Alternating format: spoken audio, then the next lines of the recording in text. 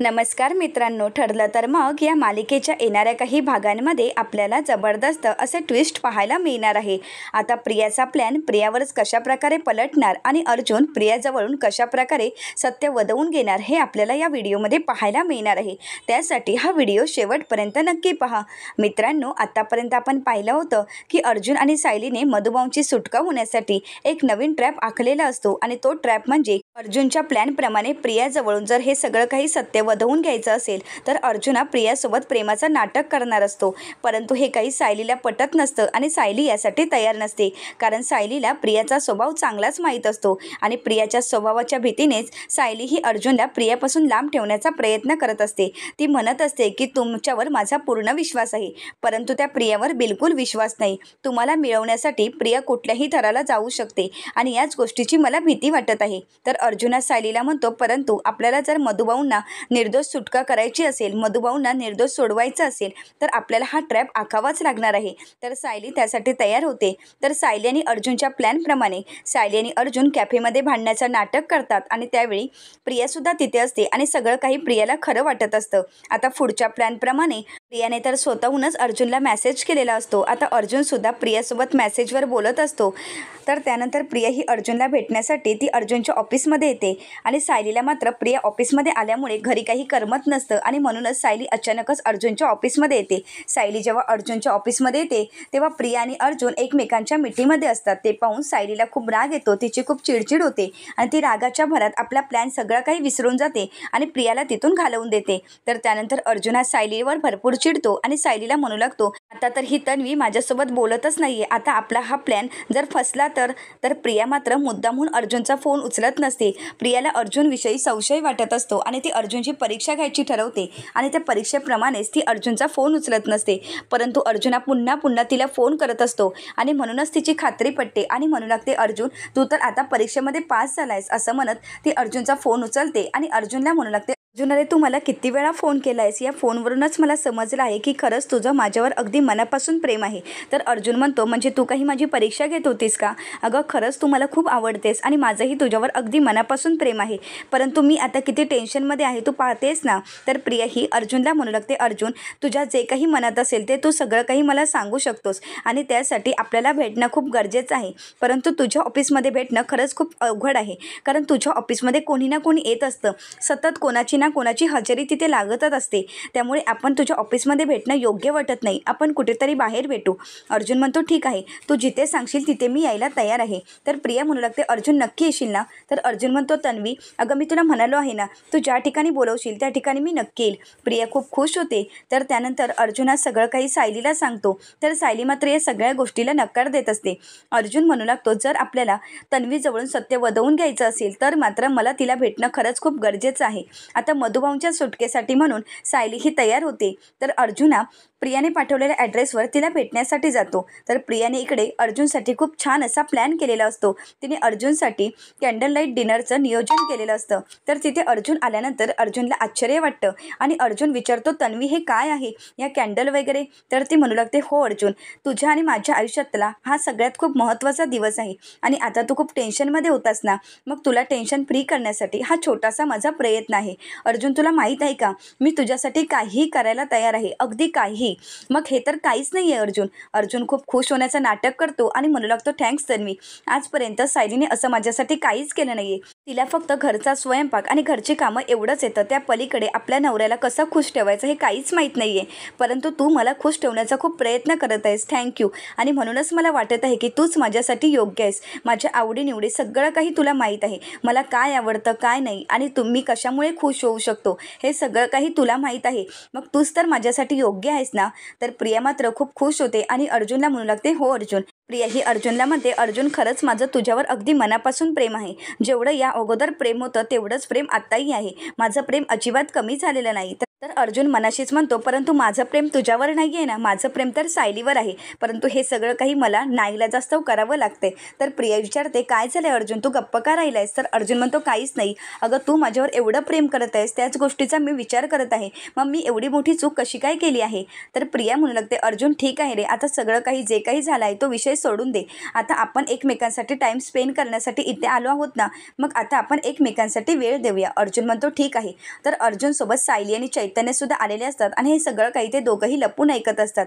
सायलीला मात्र प्रियाचा खूप राग येत असतो. तर चैतन्य हा सायलीला शांत करत असतो. चैतन्य सायलीजवळ पाहतो आणि मनाशीच म्हणू लागतो, सायली वहिनी एवढे जलस फील करत आहेत, म्हणजे यांच्या मनात सुद्धा अर्जुनविषयी प्रेम तर नसेल ना? अर्जुनच्या मनात तर यांच्याविषयी प्रेम आहे, परंतु यांच्या मनात आहे की नाही कसं समजणार आहे, हा प्रश्न चैतन्याच्या मनात येतो. तर दुसरीकडे प्रिया ही अर्जुनला मिठी मारत अर्जुनला म्हणू लागते, अर्जुन आजची संध्याकाळ आपण कधीही विसरणार नाही, एवढी आपण एन्जॉय करायची आहे, एवढा वेळ आपण एकमेकांसाठी द्यायचा आहे, आजचा दिवस आपल्यासाठी खास असणार आहे. एवढं सगळं घडल्यानंतर आता पुन्हा एकदा आपण एकत्र येत आहोत, यापेक्षा दुसरी आनंदाची गोष्ट कोणतीच असू शकत नाही. तर अर्जुन नाटक करत म्हणतो, हो पण मला हे सगळं काही आवडतंय, परंतु माझ्या हे अगोदर लक्षात का आलं नाही? कितीतरी दिवस हे सगळं काही माझ्या मनात मी साठवून ठेवलं होतं. आजपर्यंत मी तुला बोललो नाही, परंतु सायलीसोबत लग्न करून मी खरंच खूप मोठी चूक केली आहे. तर प्रिया हे ऐकून खूप खुश होते.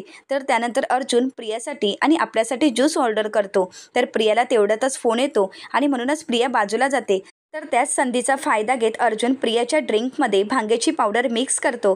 तर तेवढ्यातच तिथे प्रिया आलेली असते. तर अर्जुन नाटक करत प्रियाला म्हणतो, तन्वी अगं कोणाचा फोन होता?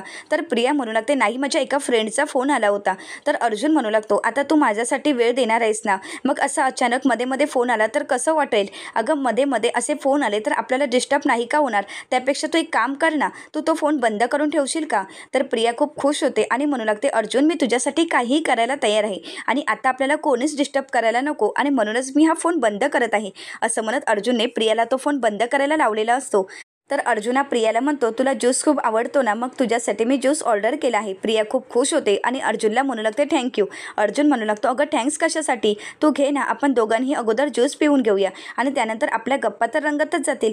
तर प्रिया म्हणते, हो हो. असं म्हणत प्रिया खूप खुश होते आणि लगेच तो ज्यूस पिण्यासाठी घेते आणि अर्जुनसुद्धा ज्यूस पिण्यासाठी घेतो. परंतु अर्जुनने प्रियाच्या ज्यूसमध्ये भांगेचं औषध मिक्स केलेलं असतं, याचं काही प्रियाला भानही नसतं. अर्जुनच्या प्रेमाखातर तिने संपूर्ण ज्यूस संपवलेला असतो. प्रियाच्या ज्यूसमध्ये भांगेची पावडर असल्यामुळे प्रियाला भांग चढते आणि त्यानंतर अर्जुन तिला सावरत बाजूला घेऊन जातो आणि तिच्याशी गोड बोलण्याचा प्रयत्न करत असतो. तिला प्रेमाच्या जाळ्यात ओढत तिला म्हणू लागतो की माझं खरंच तुझ्यावर अगदी मनापासून प्रेम आहे आणि आता लवकरात लवकर मी सायलीला डिवोर्स देणार आहे आणि त्यानंतर मी तुझ्याशी लग्न करणार आहे. तर हे ऐकून प्रिया खूप खुश होते आणि तिला तर भांग चढलेली असते. तर प्रिया ही अर्जुनला म्हणते, अर्जुन खरंच आपल्या दोघांचं लग्न होणार आहे का? तर अर्जुन म्हणतो, हो आपल्या दोघांचं नक्कीच लवकरात लवकर लग्न होणार आहे.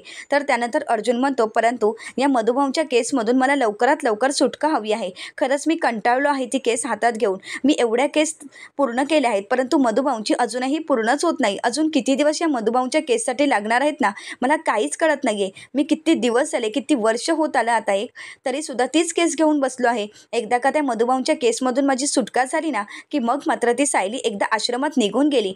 मग आपण पूर्णाजीची परवानगी घेऊन अगदी धूमधडाक्यात लग्न करायचं आहे. हे ऐकून प्रिया खूप खुश झालेली असते. तर अर्जुन म्हणू लागतो, परंतु जोपर्यंत मधुभाऊ सुटत नाही तोपर्यंत आपण लग्नही करू शकत नाही. तर प्रिया ही भांगेच्या नशेतच अर्जुनला म्हणू लागते की सुटतील रे ते मधुभाऊ. तर अर्जुन म्हणू लागतो, कसे सुटणार? माझ्या हातामध्ये असा कुठलाही पुरावा नाही जो मधुभाऊंना निर्दोष सोडवू शकतो आणि त्यात ती साक्षी, तिने तर हा खून केलाच नाहीये. मग आता नक्की खून कोणी केला आहे हे कसं समजणार आहे? तर प्रिया ही भांगेच्या नशेतच अर्जुनला म्हणते, अरे अर्जुन असं काही नाहीये, त्या साक्षीनेच खून केला आहे आणि हे सगळं काही मला माहीत आहे. अर्जुन विचारतो, काय साक्षीने खून केला आहे?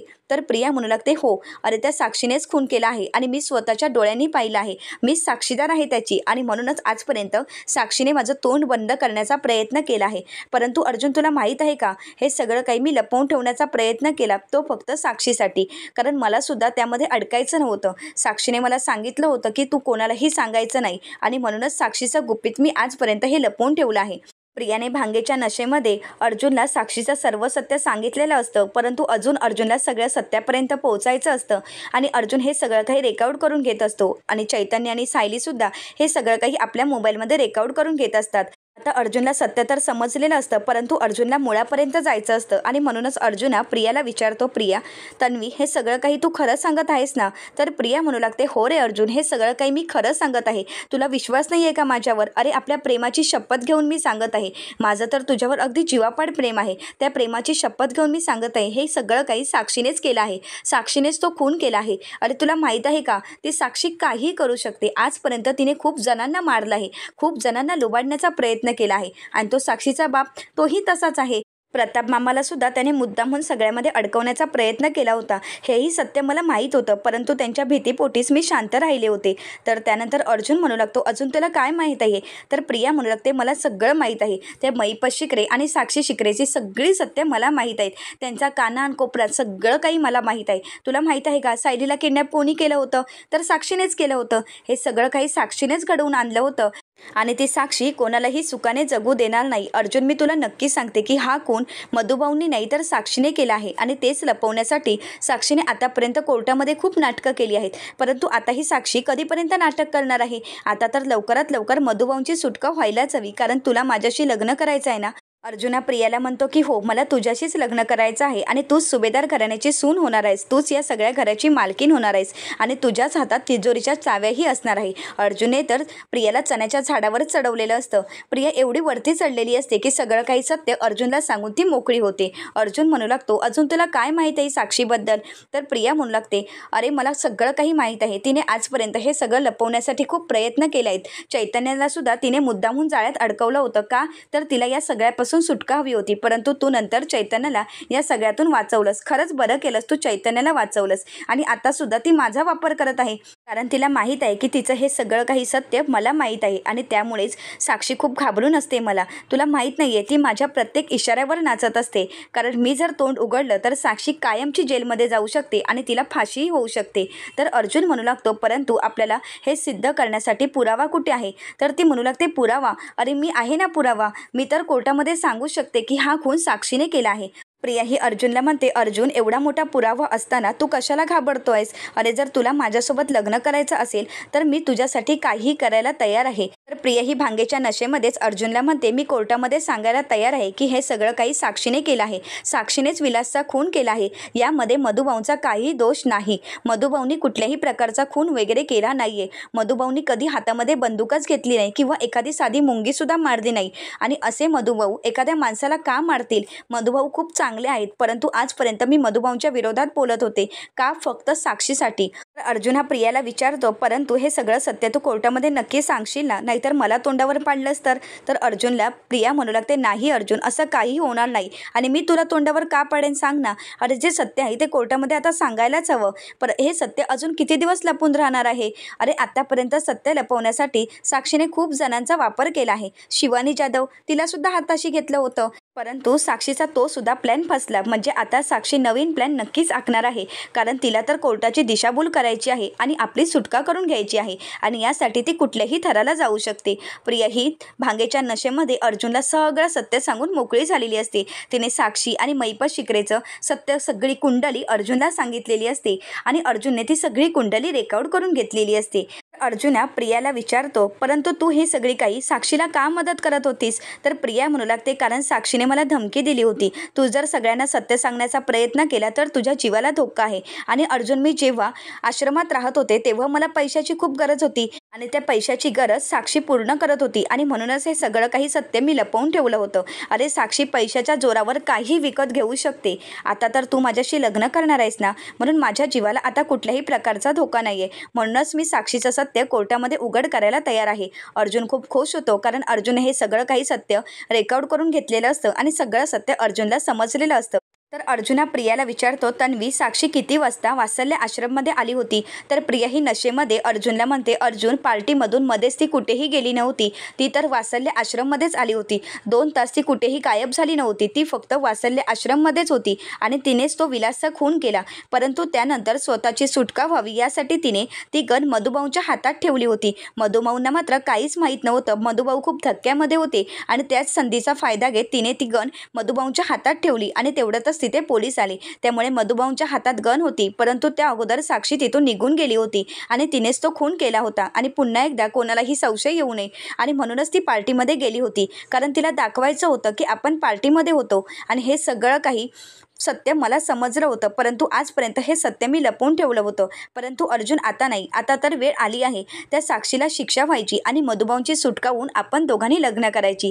हे सगळं काही अर्जुनला समजलेलं असतं. तर त्यानंतर हे सगळं काही ऐकून सायलीला धक्काच बसतो आणि सायली मनाशीच म्हणू लागते, प्रिया तुला जाळ्यात तर ओढलं आहे आणि म्हणूनच हे सगळं काही सत्य तू सांगून मोकळी झाली आहेस, परंतु एक लक्षात ठेव, माझा नवरा मी तुला कधीही देणार नाही. सायलीच्या मनामध्ये प्रियाविषयी खूप राग निर्माण झालेला असतो. तर अर्जुन आजपर्यंत ज्या गोष्टीची वाट पाहत होता तीच गोष्ट अर्जुनला समजलेली असते. आता अर्जुन, चैतन्य आणि सायली घरी येतात.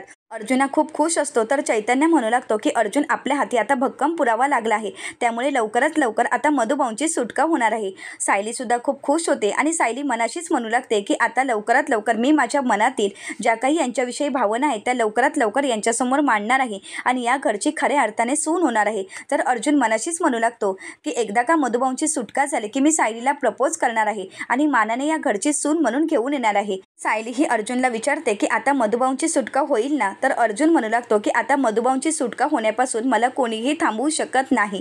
तर आता अर्जुन मधुभाऊंची सुटका कशाप्रकारे करेल, कोर्टात साक्षीचं सत्य कशाप्रकारे समोर आणणार हे पाहणं अतिशय रंजक ठरणार आहे. आता या पुराव्यामुळे मधुभाऊंची सुटका होणार का, सायली आणि अर्जुन एकमेकांवरील प्रेम व्यक्त करतील का, हे पाहण्यासाठी चॅनलला नक्कीच सबस्क्राईब करा. आजचा व्हिडिओ तुम्हाला कसा वाटला हे कमेंट करून नक्कीच कळवा. आजचा व्हिडिओ तुम्हाला आवडला असेल तर लाईक करायला मात्र विसरू नका आणि व्हिडिओ पाहिल्याबद्दल तुम्हा सर्वांचे अगदी मनपूर्वक धन्यवाद.